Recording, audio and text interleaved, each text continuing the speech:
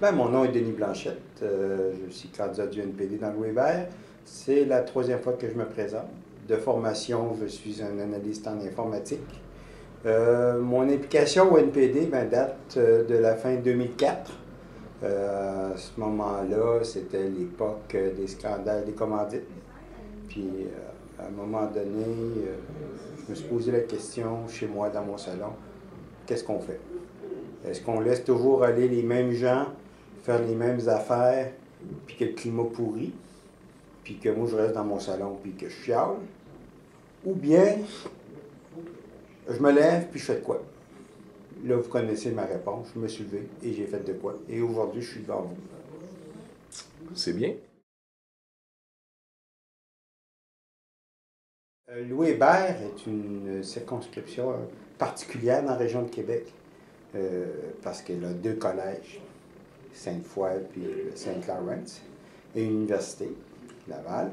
Et en plus, au bord de la rue, il y a le cégep Garneau. Fait qu'il y a une concentration élevée d'étudiants au niveau postsecondaire dans notre circonscription. Et ça marque la vie de notre circonscription.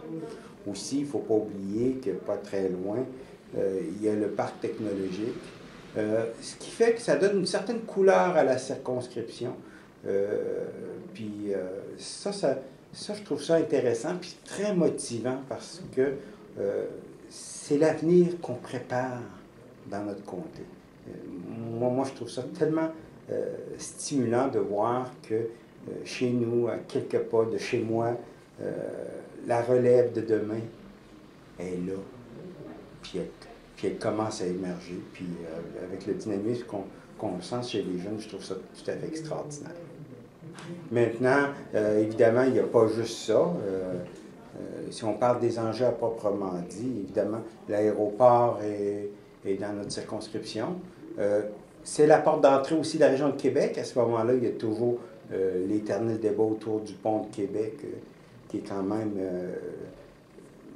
un modèle au niveau des ponts cantilevers. D'ailleurs, c'est le plus gros pont cantilever au monde. Et moi qui me présente pour la troisième fois, ce que je trouve désolant dans ce cas-là, c'est que c'était une priorité en 2006, ça en était une en 2008, et on en parle encore en 2011, puis pendant ce temps-là, ben, le pont rouille. Et on a besoin de plus en plus de ce lien Rive-Nord, Rive-Sud, parce que la Rive-Sud se développe aussi. Il faut jamais oublier, on a tendance à oublier qu'on est très connecté avec la Rive-Sud. Hein. Les gens qui viennent de Montréal arrivent beaucoup par la Rive-Sud. Et demain, quand on aura un système de transport en commun plus intégré, j'ai l'impression que le pont de Québec va être beaucoup sollicité pour ses liens intérieurs. Fait que ça, c'est les principaux enjeux, je dirais, infrastructure physique du comté. Je vous ai parlé tantôt qu'on avait des institutions de postsecondaire, de haut savoir. À ce moment-là, un des outils qui est important à mon avis pour notre collectivité, c'est l'Internet et son utilisation en tant que telle. Chose qu'on ne parle pas assez malheureusement. Moi, j'en suis un passionné. J'ai été un des premiers à installer des boîtes de courriel dans des bureaux. Ça fait peut-être un peu longtemps, mais c'est pas grave.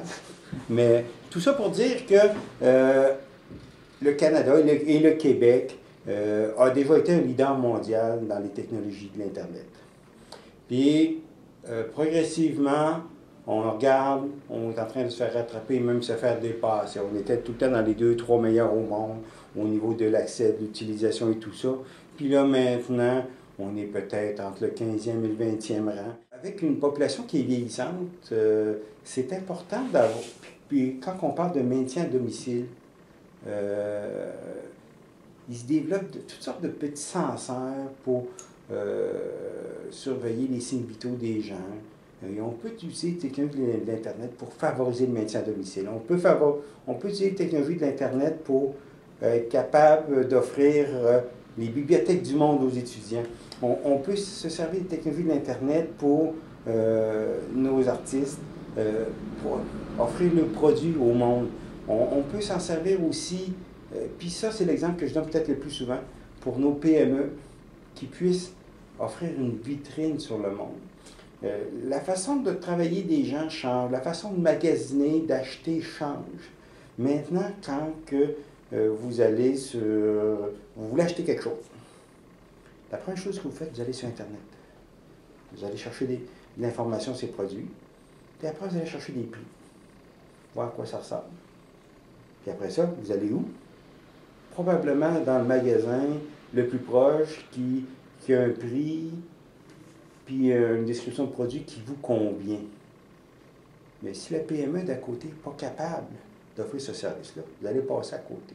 Fait qu'à ce moment-là, nos petites entreprises qui n'ont pas les moyens de s'offrir ça, bien, ils ne peuvent pas suivre le rythme.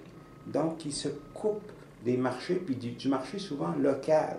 Puis l'importance de l'achat local pour une collectivité, c'est important. Fait qu'il y a toutes sortes de multiples usages qui sont en train de se développer. Je pense à la télé numérique qui s'en vient, là. La télé telle qu'on la connaît va être transformée. Il y a une transformation de la société qui est en train de se faire.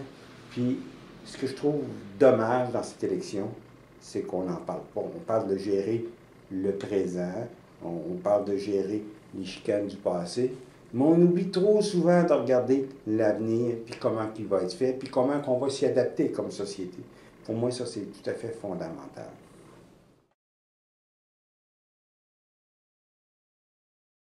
Ben, en fait, quand on parle du désengagement des jeunes, je préfère en parler des engagements au sens traditionnel du terme.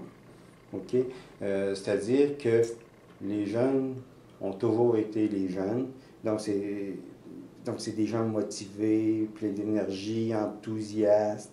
Sauf que là, ce qui arrive, c'est qu'il n'y a plus de connexion entre les grands défis et leur enthousiasme. Le problème, c'est que le lien s'est brisé. Donc, il faut être capable de se donner les moyens et les projets auxquels ils vont adhérer. Il faut également les voir là où ils sont.